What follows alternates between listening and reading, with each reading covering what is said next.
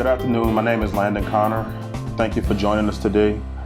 The title in this Beyond the Pill, and we do have a disclaimer. Do not go against your doctor's advice. Consult with him first before the advice you're about to hear today. And I'm going to introduce you to Miss.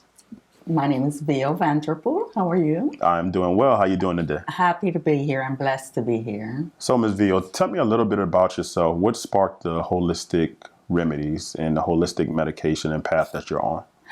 Well, basically, I've developed this passion. About 17 years ago, I had a fiance who passed away in 2001 from cancer. We became really, really close. The cancer basically came out of the blue. And I saw how much he endured as far as with chemotherapy and radiation, and then he had to undergo chronic pain.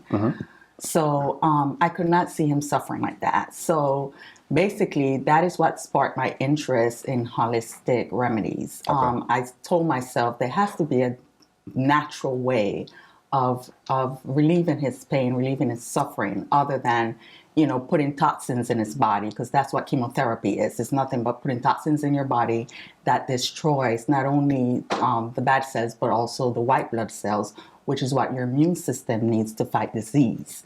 So having said that, I started doing a lot of research, and I started doing a lot of reading, and I started developing programs for him that were natural. And I really know that I helped stretch his lifespan because of that. So he is my biggest inspiration. Because of him, I basically developed a passion for wellness and holistic remedies. And I have also passed that along to people that I think need to help or ask for help. So basically, that's been my biggest inspiration. Okay.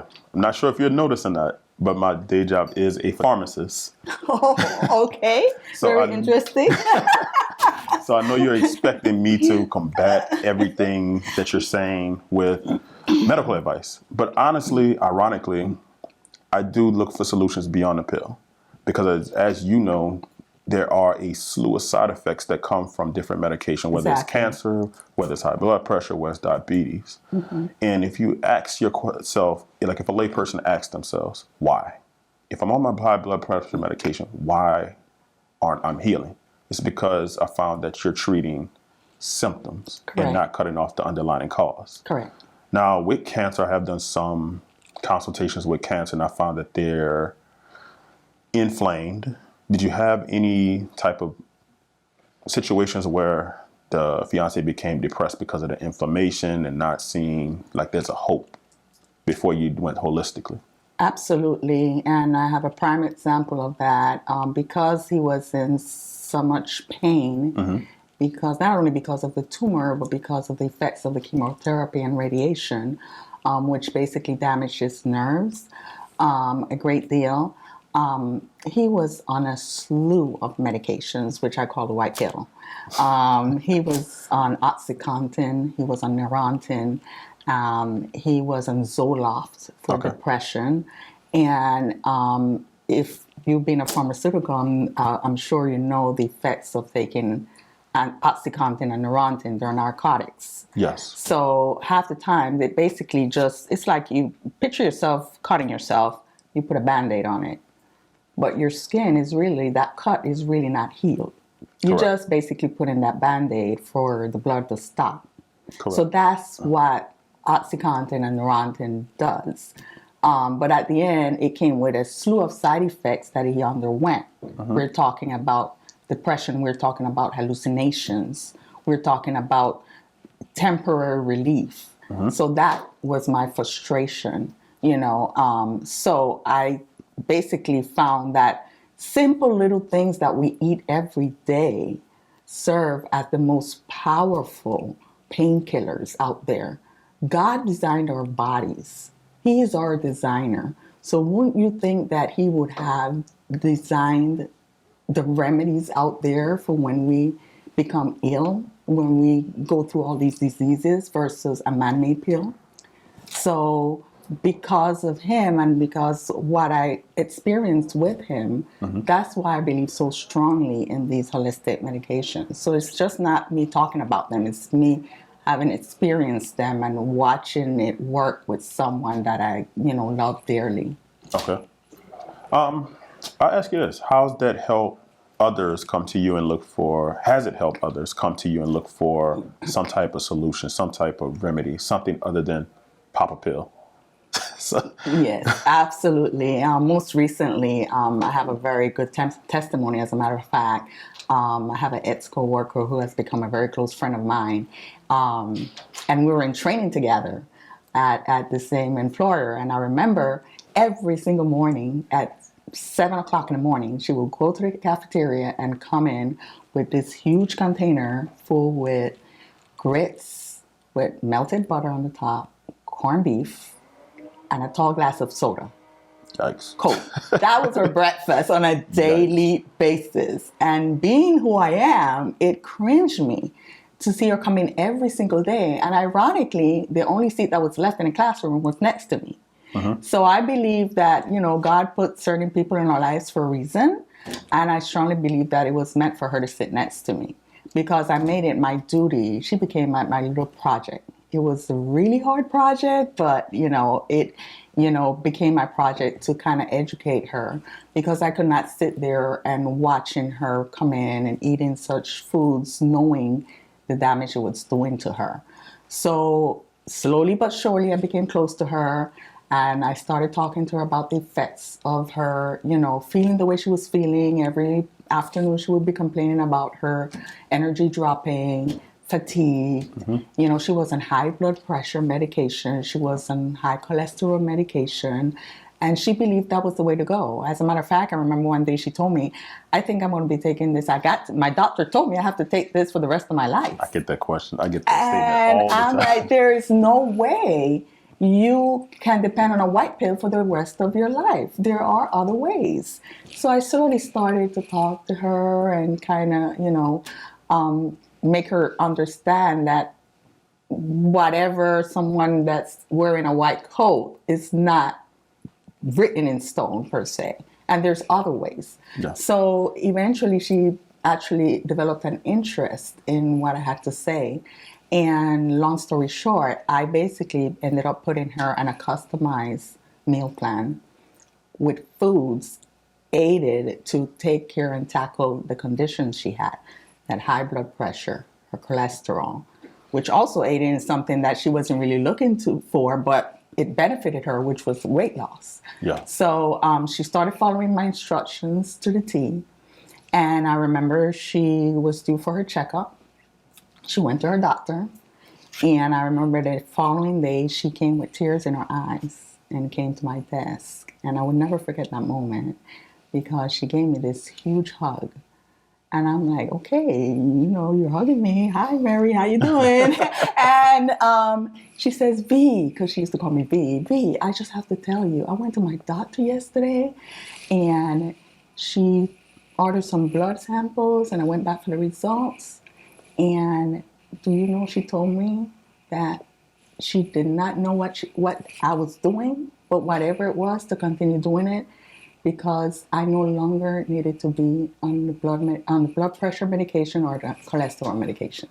Okay, so that sparks another question. And I get this a lot counseling people, because I started finding out the people that actually have been how can I say it, have been steered in the way of medication, that it's almost like a mental hurdle that you have to break to allow yourself to be open to such a simple fix.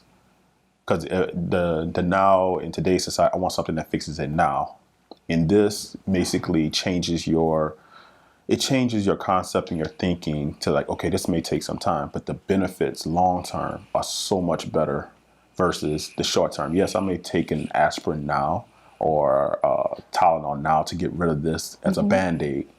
How do you deal with the mindset shift? How do you open yourself up to helping this person to think differently, that I can fix this with something as simple as fruit in the morning, or a meal that decreases cholesterol, like say like garlic or your green veggies, spinach, how did you get someone to change their whole concept of this benefits you long term? Well, that really is not that difficult because I set myself as an example. Okay. So people look at me, they look at my lifestyle, they look, I mean, I'm vegan right now, but I've basically converted to vegan almost 2 years now. Before that, I've always eaten healthy. Okay.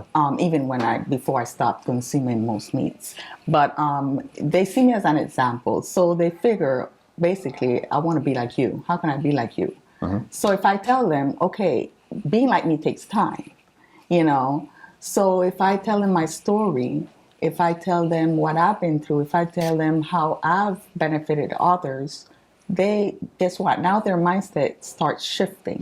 If I tell them, I can promise you that if you do this for this period of time, you can stop depending on taking this white pill every single day.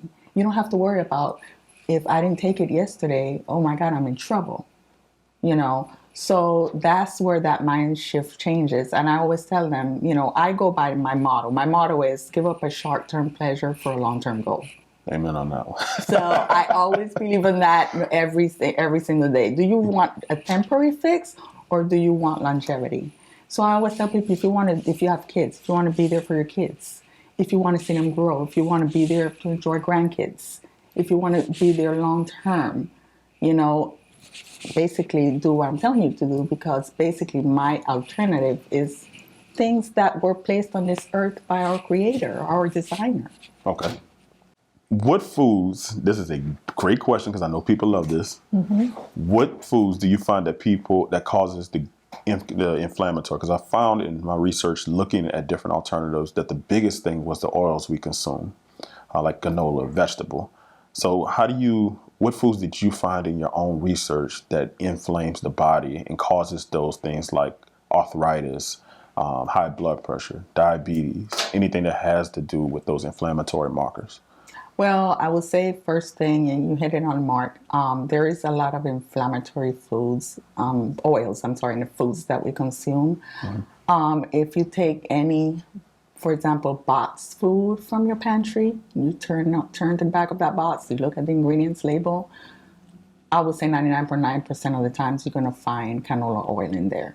You're going to see either canola oil or you're going to see canola oil or vegetable oil. Okay. Then you're also going to see or / sunflower oil.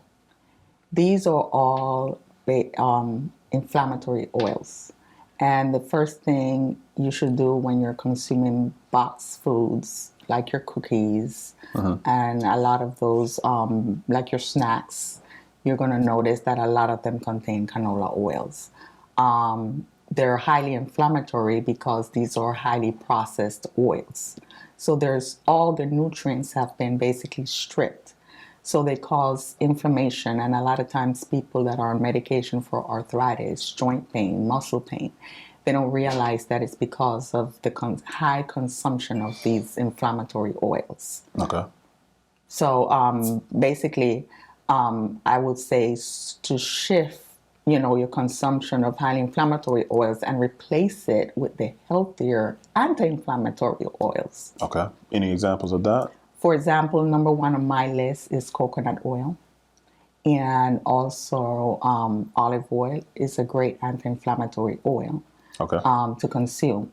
I personally cook with red palm oil. Red palm oil, a lot of people don't know about it, but it's very, it comes in a jar, like a peanut butter jar, it looks like, and it's orange in color, kind of almost like a orange reddish in color, and it comes from the palm fruit. Okay. And it's the oil of that fruit is extracted. It's very rich in vitamins A, K, and E, and it's highly anti-inflammatory. It has a lot of anti-inflammatory properties. So you basically, and it has like a kind of like a nice nutty flavor to it. So I use it to like saute my veggies and and stuff. And it has a nice flavor, and also it's also been known to boost energy levels as well. But basically my 3 weapons for inflammation, to fight inflammation, are red palm oil, coconut oil, and olive oil. Okay. Those three components, those three oils have a lot of benefits to it. Now I've heard of of course, because we use coconut oil at our house, as well as olive. Red palm. Where can you? Any place you recommend to get it? A lot of the foods that I recommend when I'm helping people, because a lot of people say, well, eating healthy is expensive. I hear that a lot. Eating That's organic is expensive. Why? I can't afford to eat healthy. So I ask the question, can your body afford not to eat healthy? And I would actually help them in this way. They say they can't afford to eat healthy, which may in turn, like the short-term pleasure. The short-term discomfort is, yes, it's on a more expensive side. But think about if you didn't have insurance from the medical side. Like I see blood pressure medications. If they actually didn't have insurance, you would see how much you're actually spending. It's like your average blood pressure medication can be from 100, some in the thousands. Correct. So think about if you're doing $1,000 with no insurance every 30 days. It's not so bad to get that orange or that Correct. red. So that's kind of how I want people to start looking at it. But it's like, oh, I got insurance. Mm-hmm. But you look at the long-term discomfort. Exactly. You're still trying to plug this puzzle, and it's a never-ending puzzle. So if you treat the depression, well, okay, then you got the pain. So if you treat the pain, okay, now I need something else to treat the cholesterol. So it's I see what you're saying as far as the stacking and the puzzle piecing. I would say, what foods the actual foods do you recommend as far as to eat on a daily basis to help you? Mixed with what type of drinks do you drink as well? Is it just water? Actually, to be honest with you, I'm a water fan. I'm not too much of a fan of fruit juices because fruit juices are very high in sugar, which a lot of times can aid into, diabetes. Diabetes is a condition that millions, thousands, if not thousands of Americans are suffering nowadays, and a lot of them are suffering it, and it's undiagnosed. So basically, my thing is water. I specifically consume alkaline water. Okay. A lot of times I say, well, a lot of people consume products thinking that they're consuming it and being healthy, but they're naive to what the benefits are or the cons of consuming those products. But basically, as far as foods for health, like for example, high blood pressure. Okay. That's a common question that a lot of people ask me. What do you do if you have high blood pressure, naturally, besides me taking a pill? So I would say start eating black beans. Black beans is rich in iron, and it's also a powerful weapon in lowering high blood pressure. This is also prescribed in other countries by doctors wearing white coats, believe it or not. So I come from Panama. I was born and raised in Panama, and a lot of these health healing foods that people are discovering now here in America, I grew up on, eating from my backyard. Yeah. So they've been around for ages, but for like high blood pressure, I would say, which I had my friend Mary on, a lot of black beans.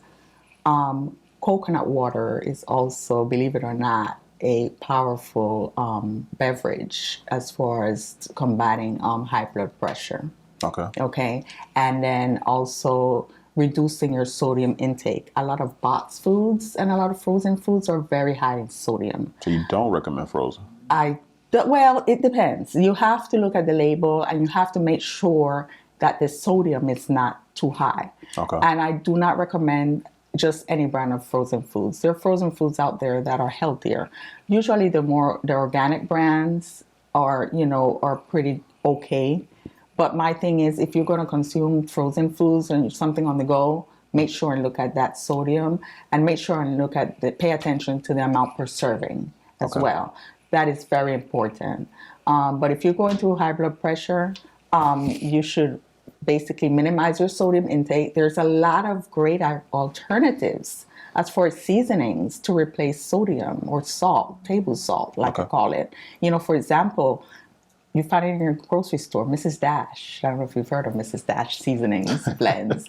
But if you go to the seasoning aisle at a Publix, you'll find Mrs. Dash. Okay. It has different flavors. It has, there's garlic and herb, there's chipotle, there is original. I mean, there's lemon and pepper, and there's basically a blend of herbs. Okay. So you can season your meat with Mrs. Dash. You can add squeeze a lemon. Lemon is a great seasoning. It gives it a nice little flavor to your foods, to your meats, and that way you don't have to be consuming all that sodium, all that salt. Okay. So I always tell people blood pressure, like I said, black beans, reduce your sodium. And another powerful thing that I drink every morning myself, first thing when I get out of bed, apple cider vinegar. Oh. I know. But like I said, long-term goal. So apple cider vinegar, all you need is 2 ounces per day. Okay. You dilute it in a tall glass of water and you drink it, you'll be amazed of the benefits of drinking apple cider vinegar alone. Okay. So what about the cholesterol? What things would you recommend to get that cholesterol within a reasonable number? Cholesterol, most of us grew up on it and don't know the benefits of it. Oatmeal. So oatmeal is my number one choice for reducing cholesterol. If you have high cholesterol numbers and you start eating a bowl of oatmeal every single morning for 30 days, and you go back and check those numbers, you'll be amazed. Okay. And I've actually helped someone that got diagnosed with high cholesterol, and the doctor already said, okay, we'll go to the pharmacy and get this medication for cholesterol. I said, wait, before you do that, let's try something. So for 30 days, he consumed oatmeal, went back, and when they did the blood test and came back, doctor told him the cholesterol points had dropped by 100 points just by consuming oatmeal alone. So that oatmeal is very powerful. Of course, the healthiest oatmeal to eat is steel cut. Steel Oatmeal. cut? Yes, Okay. oatmeal. It's a little grainier than regular oats, like than the Quaker oats, but a lot of the brands are also switching to the steel cut because they're discovering the benefits of it. It's not as processed as your regular oat grain. So because of that, it's a lot healthier because you're reaping all the benefits of it. Okay. I did run into you may be able to educate me on this. With the grainier products and the whole wheat products, I find that the wheat actually causes more inflammation. So they say eat brown rice, eat brown bread. Mm-hmm. But I'm finding that the body takes a lot longer to digest those products, which in turn causes inflammation. Have you had any experience with that, especially with diabetic patients, where it's shooting them their sugar versus actually helping them? Correct. Yeah. Well, consumption of wheat. The thing with wheat is that wheat also, I don't know if you've seen it in most ingredients, instead of wheat, it says wheat gluten. Yes. A lot of people are basically what I call gluten intolerant. Okay.